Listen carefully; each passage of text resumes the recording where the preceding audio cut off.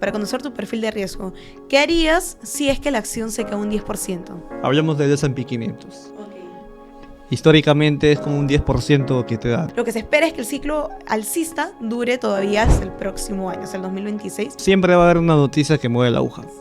Entonces, creo que ahí damos espacio para mencionar cuáles son tus metas en la bolsa de valores. Lo que hemos vivido este año en las primeras semanas de abril, que de hecho muchas personas también se empezaron a desesperar, ¿no? Porque empezó a bajar y dijeron, ok, ¿hasta dónde va a llegar? El BCR bajó también en 25 básicos. La tasa ahorita ya está en 4.25, al igual que la tasa de la FED. Entonces, eso hace que justamente los depósitos a plazo sea menos atractivo. Y ello impulsa finalmente que la bolsa se vea más beneficiada. ¿Cómo no te dejas llevar por el FOMO? ¿Cuál ha sido la mayor caída que has tenido en la bolsa de valores? ¿Y qué aprendizaje has tenido en base a esa caída? De hecho, cuando inicié en bolsa hace más de 4 años, la primera acción que yo compré fue Apple. ¿Ok? Entonces, lo que yo tenía mapeado desde un inicio era poder holdear esa acción. Sin embargo, justo hubo una caída y perdí, estaba en negativo 8%. Entonces yo dije, ok, creo que por lo mismo que se trataba de la primera acción, prefiero esperar, y fui comprando de a pocos. En vez de desesperarme y vender, yo dije, ¿por qué no voy comprando? Igual tenía una cantidad pequeña, tenía más ahorros que había ido juntando en los últimos meses, y así fui como fui entrando de a pocos, y al final de todo me llevé esa gran lección, ¿no? ¿Qué hubiera pasado si hubiera perdido menos 8%? Al final lo vendí, y que yo también creo que ha sido un pequeño error de principiante, que fue venderlo cuando tenía 5% de ganancia. Igual tuve ganancias, pero lo ideal hubiera seguido manteniéndolo. Pero bueno, eso fue la lección de la primera inversión que tuve. ¿Y nunca te animaste ese entonces por criptomonedas? En ¿Todavía el no? 2021, a inicio del 2021 no, pero casi a finales sí. Todavía seguía esa incertidumbre de qué pasará, por ejemplo, si es que caen esas criptomonedas, sobre todo la más común, ¿no? Que es Bitcoin, Ethereum. Entonces, poco a poco fui holdeando, fui entrando de manera bastante cautelosa con las criptomonedas. E incluso ahora yo tengo un perfil súper agresivo en criptos. Has entrado en las famosas meme coins y me ha ido súper bien. Wow. Sí, es muy volátil ese Es tipo de criptomonedas. súper volátil, sí. Entonces, pero conozco mi perfil de riesgo. Mi perfil de riesgo, de hecho, es súper agresivo en lo que respecta a criptos, y en bolsa se podría decir agresivo. Entonces, ante una nueva oportunidad en criptos, ahí voy entrando. Me gustaría hacer un paréntesis porque, o sea, yo tengo personas que me comentan, oye, tengo tal capital para invertir acciones, criptomonedas, y yo les digo, ¿es un capital que no vas a usar? ¿O es un capital que lo vas a usar para tu negocio o algún tipo de actividad? Creo que sería bueno que comentes un poco de eso. Es bastante importante conocer el perfil de riesgo de cada persona. Por ejemplo, hay muchas personas que tienen un perfil de riesgo más agresivo, como es en mi caso, que yo estoy dispuesta a asumir justamente este riesgo con el fin de tener mayores rentabilidades. Pero hay muchas personas que tienen hijos, algún cónyuge, padres que dependen de él o de ella. Entonces, ante estos casos, es mejor ser un poquito más conservadores. Eso va a depender también mucho de tu nivel de ingresos. Hay muchos factores que influyen detrás. La edad Pero, también, ¿no? Por supuesto, la edad Sí, también. Por sí. ejemplo, ahorita que no tengo ninguna persona que dependa de mí, es por eso que también estoy dispuesta a asumir más riesgo. ¿De qué manera yo diversifico, por ejemplo, mi portafolio personal? Básicamente es un 60-40. 60% algo medianamente conservador, como son los ETFs, y 40% entre acciones y criptomonedas. Y si quieres entrar un poquito más a detalle, del 40%, 30 acciones y 10% criptomonedas. Y actualmente, ¿qué es lo que ves día a día en donde laboras? O antes de comprar una acción, ¿cuál es la noticia o dónde ves las noticias que te mueven la aguja, ¿no? Sí, claro. Bueno, de hecho, en mi trabajo yo utilizo Bloomberg, que es una plataforma que te permite... Indispensable. todo, realmente, desde noticias, análisis fundamental, análisis técnico, y lo mejor que, bueno, por ejemplo, el análisis fundamental, que yo sí me he ido bastante, sobre todo en las compañías, tanto locales como las extranjeras, es decir, si voy a invertir en una acción en particular, me fijo muchísimo por los principales indicadores, ¿no? Empezando por el PI. Entonces, utilizo Bloomberg, también noticias en otras páginas como Yahoo Finance, Investing. Entonces, al final todo es un complemento de distintas páginas.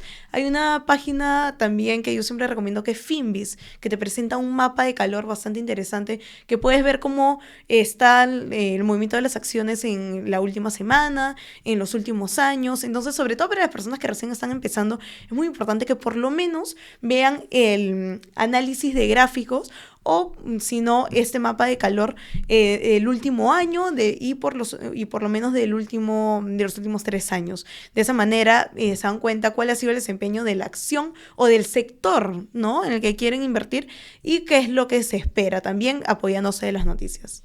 Tú empezaste invirtiendo en Apple con un 8% abajo. Yo te cuento que empecé con criptomonedas directamente y bajó a menos 50%. Actualmente, ¿recomiendas para un principiante una acción, una cripto, o qué recomiendas? ¿Por dónde debe empezar? Bueno, para un principiante lo mejor es ir empezando de a pocos. Lo que yo siempre recomiendo es diversificar. Tal vez no fue tu caso al inicio, Fernando. No fue mi caso. Claro, porque solo concentrarlo encima de un activo tan riesgoso como son las criptos, de verdad que arriesgaste bastante por ese lado. También hay que estar en universidad en esa época, así que había mucho desconocimiento, mucha desinformación, pandemia, imagínate. Claro, eso también influyó bastante. Sí.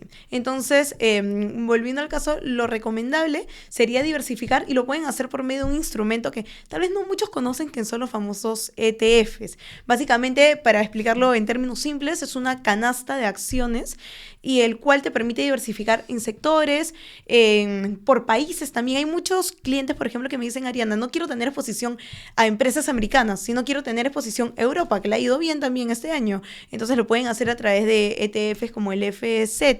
Hay otras personas que me dicen: Ariana, quiero un poco más arriesgado. Volatilidad. Quiero invertir, exacto, en criptomonedas, pero lo quiero hacer de una manera regulada. Entonces, ¿de qué manera es? Bueno, la manera correcta, ese camino, es a través de ETFs también, que incluso están ya cotizados en la Bolsa de Valores de Lima. Entonces, por el beneficio tributario, lo pueden negociar a través de la BVL.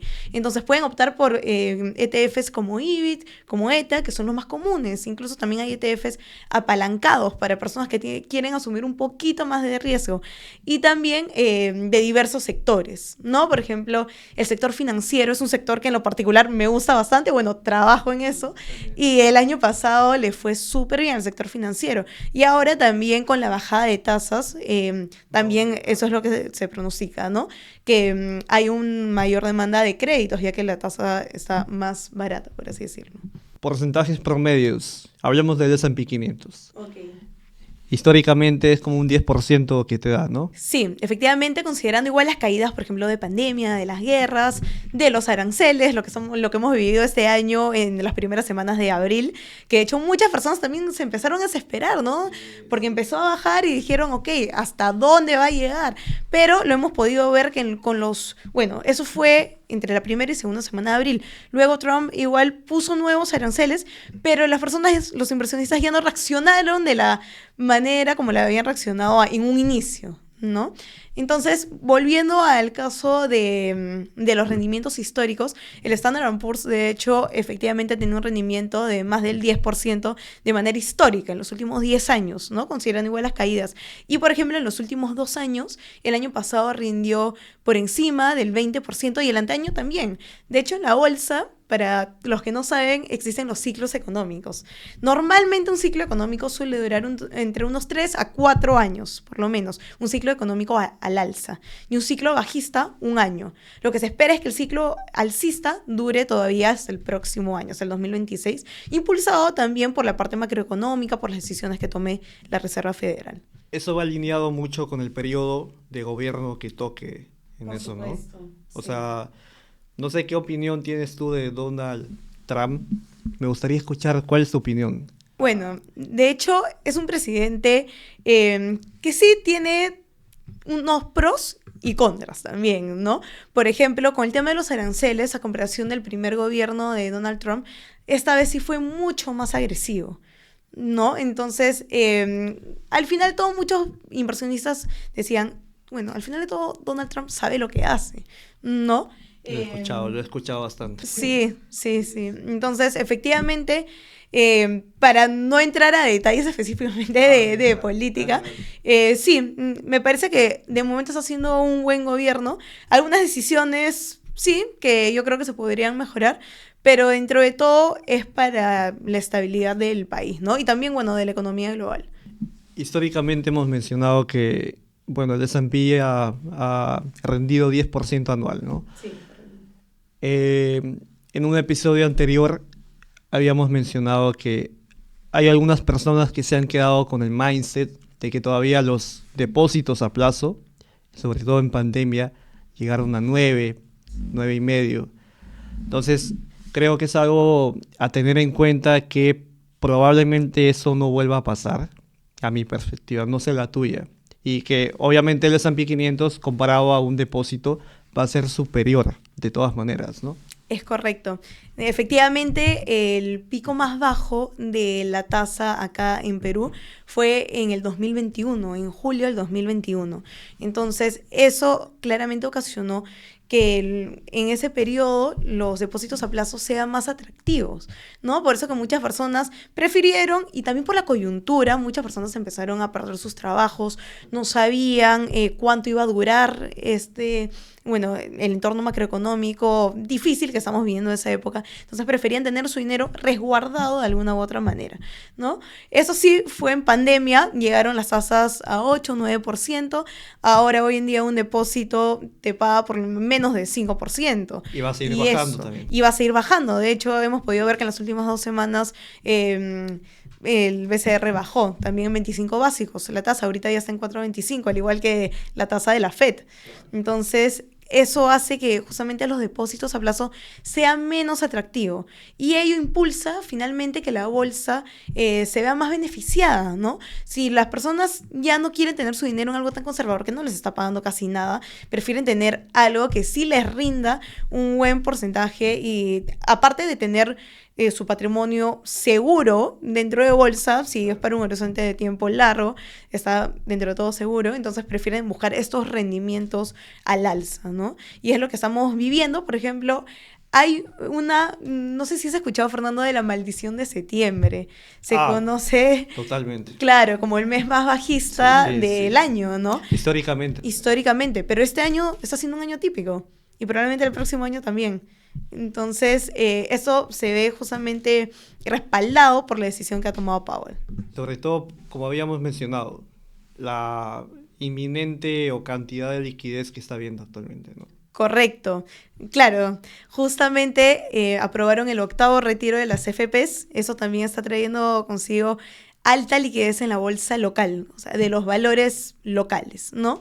Entonces, lo que está ocasionando es que las grandes AFPs están saliendo a vender sus acciones locales, las cuales tienen una mayor liquidez y también ya tenía un upside, una apreciación del precio, una ganancia. Entonces, están saliendo a vender, y eso también trae consigo que el precio de las acciones se vea afectada, ¿no? Porque al final de todo, los institucionales son los que más mueven la aguja en la bolsa local, ya que no es una bolsa tan líquida como la americana, la europea, las asiáticas. Son como de las ballenas, ¿no? Efectivamente. De la bolsa local, básicamente. Sí. Hablamos de sectores de los ETFs. Actualmente, ¿qué sectores son los más jugosos, como dices?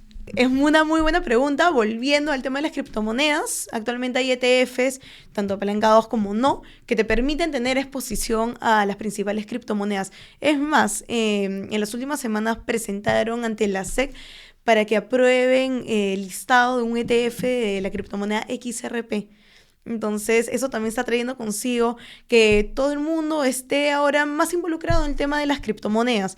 Y por qué no, cuando salga el listado, la cripto como tal también aumente su precio. Respecto a los sectores, otro sector que se ve beneficiado ahora con la bajada de tasas es el sector financiero. Hay un ETF bastante conocido. Todos los que voy a mencionar son los que cotizan en la bolsa local, también para que los inversionistas que nos están escuchando puedan invertir en estos, ¿no? Por el beneficio tributario, que es el XLF. También el sector farmacéutico es uno que muchos inversionistas tienen interés. ¿Por qué? Porque ante volatilidad en el entorno macroeconómico no es un sector que se ve muy perjudicado, ¿no? Al final La salud siempre va a primar, ¿no? Predominar, Sí, ¿no? de todas maneras. Efectivamente. Hay un sector también bastante interesante que es el sector de construcción de viviendas. Entonces, ese sector es uno de los pocos que se ve beneficiado ante una bajada de tasas también. Existen ETFs también para distintos sectores, ¿no? Y también últimamente tengo muchísimos clientes que están interesados en tener exposición a los famosos commodities. Por ejemplo, el oro, la plata, el litio, el cobre. Entonces, existen ETFs, por ejemplo, en lo que respecta al oro, que ha tenido un incremento en lo que va del año de más del 40%. Entonces, ¿por qué? Porque al final todo es un activo refugio. Muchos inversionistas prefieren, ante la volatilidad del entorno macro, prefieren tener su dinero de alguna u otra manera resguardado. Y como no pueden comprar los lingotes de oro así tan fácilmente y de manera regulada, lo hacen a través del ETF GLD. O también lo pueden hacer a través del ETF GDX, que es de mineras de oro. Entonces, de esa manera pueden tener más exposición al commodity como tal. La inteligencia artificial. ¿Lo ves buen sector para invertir? ¿Cómo lo ves? Por supuesto. De hecho, el sector de la inteligencia artificial, de los microchips, es un sector que se ha visto beneficiado no solo en lo que va del año, sino en los últimos 2 años, y lo que se espera es que para los próximos años también está teniendo un rally bastante importante, como es el caso, para entrar en una acción en particular, en el caso de Nvidia, que ha tenido un buen rendimiento este año, llegó a $90, justamente con la caída por los aranceles de Trump, y ahora está alrededor de $180. Ha tenido un incremento bastante importante. Existe un ETF que justamente replica ello, que es el SMH, que ha tenido un rendimiento bastante bueno, y para que no tengan exposición por ejemplo, la empresa de Taiwan Semiconductors, no tengan exposición en Nvidia, si no quieren tener algo un poquito más diversificado, lo pueden hacer a través del ETF SMH. ¿Bolsa local o bolsa...? Cotiza en Nueva York, pero lo pueden también negociar en la bolsa local. Yo he comprado ese SMH, pero veo que no es muy líquida todavía. En la bolsa local no hay mucha liquidez, pero hoy en día, en la bolsa local se puede arbitrar. Entonces, Cuéntame un poco de eso. de los famosos arbitrajes. Sí, lo he escuchado mucho, pero todavía no he ahondado en el tema. Claro, efectivamente, como estás mencionando, Fernando, la bolsa no es tan líquida, la bolsa local. Entonces, lo que normalmente se suele hacer es, nosotros le proporcionamos la liquidez a los clientes. Entonces, si tú quieres vender en la bolsa local y tienes, por ejemplo, 100 ETFs del SMH, tú dices, ok, lo pongo en libro de propuestas, pero por ahí que solo toman 1, 2 y vas a tener los demás en pantalla. Entonces, lo que se suele hacer es, nosotros salimos a vender en el exterior y hacemos el cruce en la bolsa local. Entonces, nosotros en ese caso somos tu contraparte, somos los compradores y en ese caso tú eres el vendedor. Así que proporcionamos esa liquidez. ¿Cómo no te dejas llevar por el FOMO? Es una pregunta bastante importante. Ahora que hay tantas noticias, las redes sociales influyen muchísimo en el FOMO. Por ejemplo, en Twitter, ahora es X, hay muchísimas noticias o muchos gurús financieros que salen hablando de cierta acción y sobre todo de small caps, que son las más pequeñitas y que dicen que va a tener un potencial de apreciación de un 50%, de un 80% en lo que va del año, o incluso en menos, en un par de semanas. Pero lo importante es saber diferenciar estas noticias, ¿no? Hay muchas noticias que efectivamente son un poquito especulativas, o también he visto también que salen gurús financieros y que ellos quieren manipular la acción. Entonces hay que saber diferenciar y tú también poder hacer tu propio análisis. No dejarte llevar solo por una noticia que puede quedar en el aire, como no. Entonces, tener el nombre de la acción y tú hacerle el propio seguimiento, ¿no? Poder hacer el análisis fundamental, si efectivamente la noticia que han soltado es algo propio de la compañía o tal vez no. Te lo menciono porque, bueno, somos jóvenes, la impulsividad de todas maneras la tenemos ahí.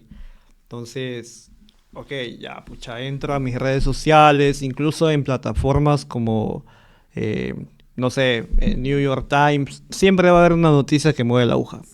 Entonces, creo que ahí damos espacio para mencionar cuáles son tus metas en la bolsa de valores, ¿no? Por más que una noticia salga, se cae una acción 20%, si tu meta es de 3 años, no deberías, digamos, presionar el gatillo, ¿no? Sí, correcto. De hecho, en la bolsa yo siempre recomiendo que antes de invertir te hagas las preguntas. Por ejemplo, para conocer tu perfil de riesgo, ¿qué harías si es que la acción se cae un 10%? Primera pregunta. La segunda, ¿cuáles son mis metas financieras? ¿Qué quiero lograr con este cash que voy a obtener al final de la inversión?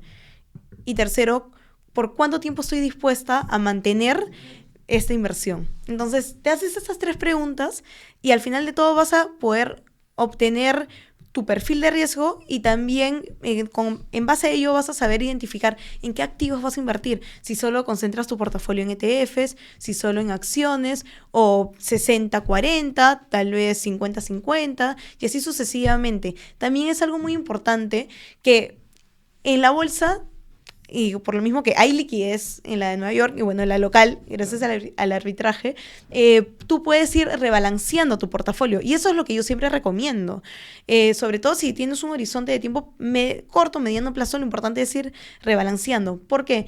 Porque bueno, ahora en mi caso tengo 23 años, pero de acá a unos 10 años tal vez tenga otras metas financieras y voy a tal vez querer conservar mejor mi patrimonio, algo más conservador, el capital, efectivamente. Entonces voy a preferir tal vez liquidar un poco de las acciones e invertir en ETFs, o caso contrario, ¿no? Tal vez tengo más cash, más liquidez por invertir y estoy dispuesta a asumir más riesgo. Tengo varios amigos que, bueno, tienen la misma edad, están en sus 20s, y me dicen, oye, yo puedo invertir he visto que puedo invertir desde 1 sol, 10 soles, ¿no? Puedo meter 100 soles, ¿cuánto voy a ganar? Yo le digo, a ver, hay una comisión de por medio antes que todo. Y de alguna manera, si metes esa cantidad de dinero, no lo vas a ver tanto. Entonces, lo que yo generalmente aconsejo es que sea de $1,000 para arriba. ¿Estamos de acuerdo? O quizás para ti es un poco más, un poco menos. No, efectivamente estamos de acuerdo, Fernando. Lo importante al iniciar en bolsa es la disciplina. Entonces, Sin duda. es importante empezar desde ya. Bueno, con $1,000, por ejemplo, si quieren tener exposición al Standard & Poor's, les alcanzaría básicamente para un ETF, porque actualmente está alrededor de $660. Y bueno, a través de una entidad regular no puedes comprar fracciones. Entonces, estarías comprando un ETF y no me parece mal. Claramente, mientras la cantidad a invertir sea mayor, va a ser muchísimo mejor. Pero, por lo menos para iniciar en bolsa, lo que yo recomiendo es iniciar en ETFs para que así vayas demostrando qué tan disciplinado eres en bolsa, ¿no? Y ante caídas, no desesperarte y al contrario, si tienes el cash, poder seguir invirtiendo, ¿no? Porque hemos podido, como hemos estado hablando anteriormente, la tendencia en la bolsa es al alza. En los últimos 10 años ha tenido esa tendencia al alza. Entonces, lo importante es no desesperarse, conocer el activo en el que vas a invertir y también saber cómo vas a ir trabajando ese portafolio, ¿no? De qué manera lo puedes ir rebalanceando. El conocimiento, sobre todo. Yo he conversado con varios amigos y me dicen, oye, pero no lo entiendo. Ok, si no lo entiendes, mejor no te metas. O sea, te vas a desesperar, que vas a ver 40% abajo y no vas a saber qué hacer. Entonces creo que el conocimiento parte de todo. Si no conoces algo, evitar mejor. O prepararte o una asesoría, ¿no? Sí, correcto. De hecho, hay muchas personas que me dicen, Ariana, tengo $100, tengo $500, ¿en qué puedo empezar a invertir? Lo que yo siempre recomiendo es, primero, invierte en ti. Entonces, de esa manera ya estás académicamente capacitado. antes de invertir, ¿no? ¿Por qué? Porque efectivamente si no tienes los conocimientos, no vas a saber qué activos elegir y ante una caída te vas a desesperar, vas a vender y no vas a querer saber de bolsa nunca más. Y ha pasado, he podido Pasa hablar mucho. con personas que invierten un capital moderadamente bajo, pero como no han sabido en qué invertir, se desesperaron y no quieren saber de bolsa. Entonces ahí justamente viene el trabajo de una y poder comentarles poco a poco, ¿no? Poder educarlo financieramente por medio de mi plataforma de Invertir en 321 también. Suelo subir posts o reels donde comento cómo iniciar en bolsa, ¿no? Pero también es muy importante, volviendo al caso de invertir en uno mismo, puedes inscribirte a cursos. Hoy en día hay muchísimos cursos presenciales, virtuales, que te permiten justamente empezar, ¿no? Empezar en la bolsa o también comprarte libros. Y también, si es que no tienes el cash para poder inscribirte a los cursos, pues hay videos en YouTube, en las redes sociales, hay que saber discernir nomás qué contenido eliges. Por supuesto, ahí estamos muy de acuerdo. Actualmente hay muchos, digamos, educadores financieros que o sea, lo que te hace es más confundirte que poner un buen conocimiento, ¿no? Sí, correcto. De hecho, en los últimos años, sobre todo acá en Perú, he podido ver que cada vez hay más divulgadores financieros. Es una tendencia. Es una tendencia. De hecho, yo empecé hace más de 4 años, éramos un grupo selecto, que éramos los mismos que nos invitaban a hablar a distintos eventos o hacíamos colaboraciones entre nosotros, pero hoy en día hay muchísimas personas también con el auge que ha tenido TikTok, muchas personas salen en clips de 30 segundos, 60 segundos y creen que con ello es suficiente para poder enseñar a los inversionistas cómo empezar a invertir. Lo ideal es saber discernir. Uno como inversionista, uno tiene que evaluar la experiencia de la persona a la que está escuchando y tanto la experiencia de manera independiente como de la manera dependiente también. Hay muchas personas que, bueno, toda su vida han trabajado solo de manera independiente en bolsa, otras personas un 50-50, como es mi caso, de manera dependiente trabajo como trader en una SAP, de manera independiente, bueno, soy creadora de contenido en lo que respecta a inversiones, finanzas, entonces es importante también, uno como inversionista, saber elegir a quién quieres escuchar y a quién no. Cuéntame un poco de tu página web. Perfecto, yo empecé hace más de 4 años, de hecho el inicio sí es un poco curioso, desde que yo estaba en quinta de secundaria, a mí me encantaba leer gestión, entonces uno de esos días leí la portada de gestión y justo salió que la tasa de morosidad de los créditos de consumo había subido un porcentaje significativo. Entonces yo dije, de aquí a unos años voy a encontrarme ya practicando y obviamente no quiero encontrarme dentro de este mismo ratio. Entonces dije, ok, una vez que ya empiece a ganar dinero de manera dependiente, voy a empezar a ahorrar. ¿Y cuál es el siguiente paso? Y dije, de la noche a la mañana no me voy a volver millonaria solo ahorrando. Entonces, así fue como poco a poco fui llegando al mundo de las inversiones. Me compraba libros, me inscribía a cursos, hablaba también con personas que ya trabajaban en bolsa. Eso también es bastante importante. Sí. De hecho, yo prefiero hablar con una persona que ha tenido, Experiencia. sí, y también muchos errores en bolsa. ¿Por qué? Al final de todo, ellos te comentan cuáles han sido sus errores, de qué manera los hubieran podido revertir, y de eso voy aprendiendo yo también para no cometer los mismos, ¿no? Entonces eso sí me parece bastante importante. Me gusta, pero, o sea, creo que a veces uno tiene que golpearse para que aprenda. O sea, obviamente si puedes escuchar a alguien que sabe, es muy beneficioso para evitar o sea, cometer la misma equivocación, ¿no? ¿Cómo manejas el tema de tu emprendimiento alineado con lo que actualmente elaboras, ¿no? De manera dependiente, yo soy trader de renta variable y también de renta fija. Entonces, los inversionistas que quieren invertir a través de la bolsa local, de la bolsa de Nueva York, de la bolsa de Canadá, de Londres, de una manera regulada, lo tienen que hacer a través de una SAP. Actualmente en el Perú hay 20 SAPs. Eso es de manera dependiente, de manera independiente. Soy creadora de contenido en Invertir en 321. De hecho, empecé yo sola por medio de mi plataforma de Instagram. ¿Y por qué Instagram? Porque bueno, de hecho, mi target, desde un inicio, eran personas jóvenes, entre unos 18, que ya es una edad apta para poder empezar a invertir, hasta unos 35, 40 años. Entonces quería llegar de alguna manera dinámica, fácil a ellos, y qué mejor que hacerlo a través de las redes sociales. Entonces Instagram, yo dije, si las personas suelen scrollear en estas plataformas, ¿por qué no? Que ese tiempo lo usen de manera más productiva y vean algo en lo que pueden sacar un provecho, en lo que pueden aprender. Yo siempre he pensado eso.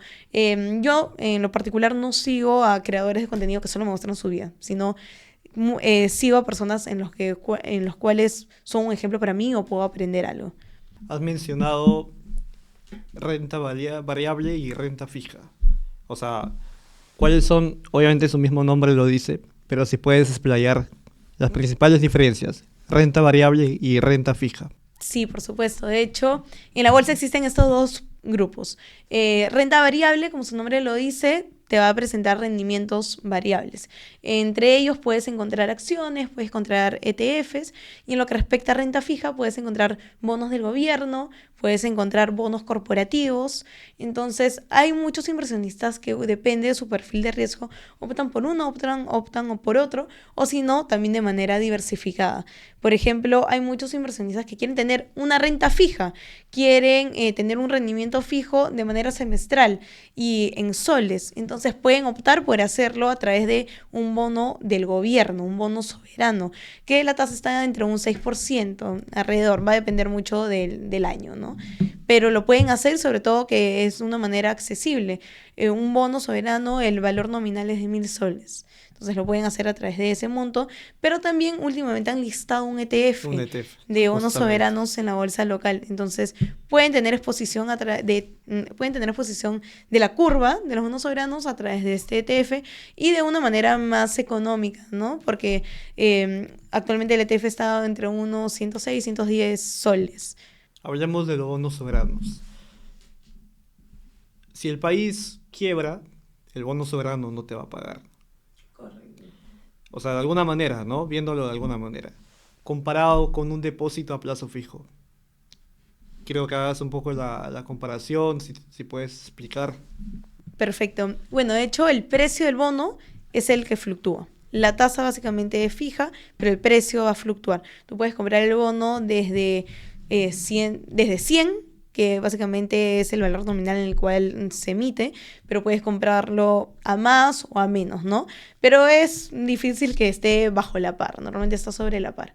Entonces, tú puedes como inversionista tener rentabilidad por ambos frentes, por los cupones que vas a recibir de manera semestral, como también por parte de la apreciación del precio. Entonces, muchos inversionistas me dicen, ok, Ariana, quiero invertir en el bono del 2055, pero necesariamente voy a esperar hasta que llegue el 55, son bastantes años, ¿no? ¿Qué voy a hacer con esa liquidez? Exacto, o tal vez no llegas, pero lo importante es saber que son bonos líquidos, ¿no? O sea, no hay muchísima liquidez, pero pueden haber un par de días en los cuales puedes llegar a venderlos. Incluso dicen que los bonos son más líquidos que la bolsa local. Eso va a depender mucho de dos factores. En el caso de los bonos, específicamente de qué bono es, en qué año vence, y en el caso de la bolsa local también. Hay muchísimas acciones que actualmente listan en bolsa que son muy ilíquidas. Tú ves el libro de propuestas, no hay ninguna posición en el bid ni en el offer. Pero caso contrario, hay acciones más líquidas, como es el caso de Volcan, que bueno, ha tenido un incremento bastante importante este año, como el caso de Ferreycorp, de Cementos Pacasmayo, de Minsur, de las acciones financieras del BBVA, de Credit. Entonces, depende muchísimo también de estos dos factores, ¿no? Volviéndolo a comparar con un depósito, creo que ahí te faltó. Un depósito es algo muchísimo más seguro, ¿no? Como se dice, es un depósito a plazo fijo, hay un plazo ya estipulado desde un inicio, y si lo incumples, básicamente no te van a pagar la tasa final. Entonces, como inversionista también es importante discernir ello, ¿no?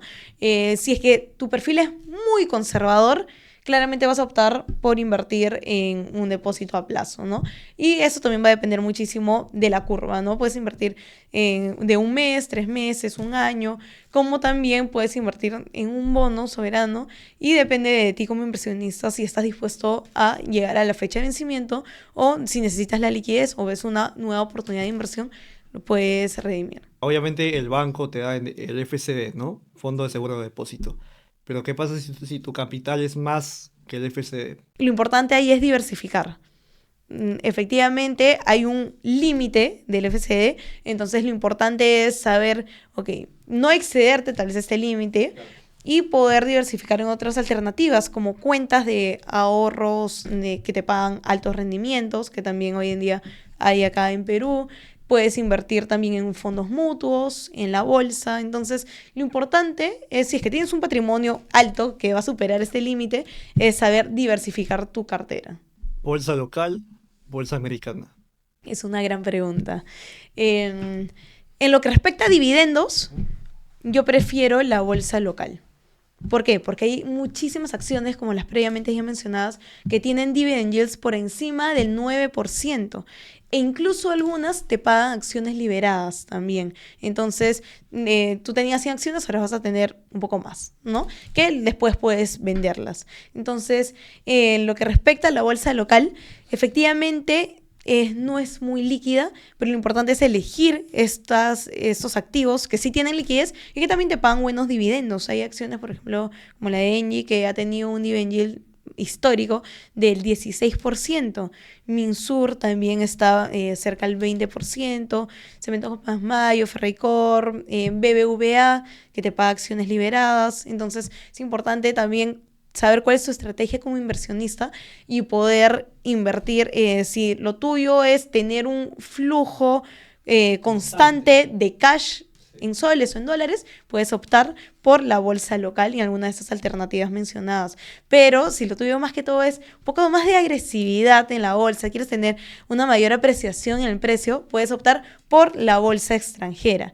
De hecho, a mí me gustan bastante los ETFs extranjeros, como los ya mencionados. Me gustan ciertas acciones en particular que yo le veo potencial de apreciación al corto plazo. O también identifico oportunidades, por ejemplo, sale una noticia que hace que la acción caiga, pero no necesariamente por algún ratio financiero, por alguna cifra que haya salido de la compañía, sino más que todo por alguna noticia. Por ejemplo, un caso que a mí me gusta poner es el caso de cuando se cayeron las acciones de Coca-Cola, que también fue casi a mis inicios, porque Cristiano Ronaldo en una conferencia movió la botellita, ¿sí? Y eso ocasionó que se caiga. Entonces, una noticia así mueve el precio de la acción efectivamente, pero no es nada fundamental. Entonces es importante discernir esas noticias y ello trae consigo inversiones y oportunidades a corto plazo. Entonces inviertes ante una corrección así y al cabo de un par de semanas, unos meses, sales y obtienes esa rentabilidad y ya tienes esa liquidez dispuesto para poder invertir en otras acciones que salgan. Lo importante también siempre es tener liquidez, porque no sabes cuándo van a salir estas oportunidades en la bolsa extranjera. Sobre todo cuando la bolsa se hunde, ¿no? Efectivamente. Con fundamental te refieres a que la empresa no gane dinero o su margen de utilidad baje o quizás no venda lo que ha dejado de vender lo que vendía años atrás. Más o menos por ahí va tu idea, cómo haces tu análisis fundamental, ¿no? Correcto. A mí me gusta valorizar las compañías locales. Bueno, al final todos sus estados financieros son públicos y de acuerdo a ello hago mis propias proyecciones. Y en base a ciertos modelos económicos es que saco un precio. Ese es su valor fundamental. Entonces, depende mucho del valor fundamental, el precio que es el cual yo he valorizado versus el precio de mercado. Entonces, de acuerdo a ello, yo veo si está subvaluada o sobrevalorada la compañía. Entonces, de acuerdo al precio que me salen los modelos y que también hay analistas de research que analizan, ¿no? Entonces, yo comparo el precio que me sale a mí, el precio que le sale a ellos y de acuerdo a ello llego a un consenso. Entonces, si su valor fundamental está por debajo del precio de mercado, ahí hay justamente una apreciación en el precio, ¿no? Entonces eso es bastante importante, identificar esas oportunidades y ver qué tanta rentabilidad puedes conseguir. Las bolsas son emocionales generalmente. O O sea, tú que estás ahí mismo, lo que mueve la aguja muchas veces es la emoción, más que el fundamento. Es correcto, sí. Siempre en bolsa hay noticias que van a ocasionar que la mayoría de inversionistas reaccionen, no sepan si es momento de comprar, de poder vender. Entonces, es importante discernir estas noticias, ¿no? Y también no dejarte llevar por el FOMO, por el pánico, sino también tú desde un inicio, cuando ya invertiste, tienes un horizonte de tiempo, tienes unas metas financieras ya planteadas. Entonces, si tu estrategia es más para mediano o largo plazo, no te desesperes y al contrario, si ves que la bolsa está cayendo y tú ya hiciste el análisis, ves que hay una buena apreciación ahí, entonces puedes realmente ir comprando progresivamente. Eso también, lo que mencioné, es importante, el famoso método DCA, para ir promediando el precio promedio de compra. Entonces, hay muchas personas que me dicen, Adriana, tengo $50,000, 100,000, medio millón, entonces quiero invertir hoy día todo. Al final, tú nunca vas a adivinar cuál es el mejor timing de entrada en la bolsa. Lo importante es ir entrando progresivamente. Muchos intentan, igual que esta película, no sé si lo has visto, La Gran Apuesta. Muchos intentan hacer eso y yo he visto una entrevista de este pata, protagonista de La Gran Apuesta, y es que, o sea, él no acertó de la noche a la mañana, fue que ya lo veía hace años, está ahí mismo analizando, en algún momento se va a caer. Y bueno, fue suerte también, ¿no? Sí, correcto. Bueno, de hecho, en la bolsa te puede acompañar la suerte si es que entras justo en el low de ese día, el low de esa semana, pero también es ir aprendiendo, ¿no? Sobre todo que como inversionista tienes que ser constante en las inversiones, no te puedes desesperar ante noticias que al final de todo son un poco especulativas, como también no te puedes dejar llevar por la emoción y tal vez poder vender, como fue el caso hace un par de semanas que Intel tuvo un incremento bastante importante de casi el 25%. Entonces es importante reconocer por qué tuvo este incremento y de acuerdo a ello ver si es que todavía hay mayor oportunidad de upside, como no. Entonces ver si es que ya vendes acá o tal vez puedes seguir creciendo y recién ahí vas vendiendo. Entonces es importante saber discernir, ¿no? ¿Qué expectativas tienes para el siguiente año?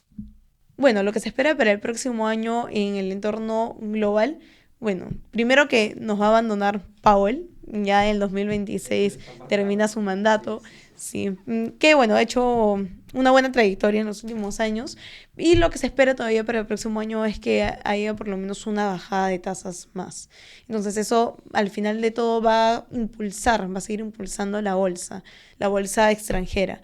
Y como estaba mencionando anteriormente, existen los ciclos alcistas y el ciclo bajista. Entonces lo que se espera es que todavía hasta el próximo año, hasta el 2026, dure este ciclo alcista.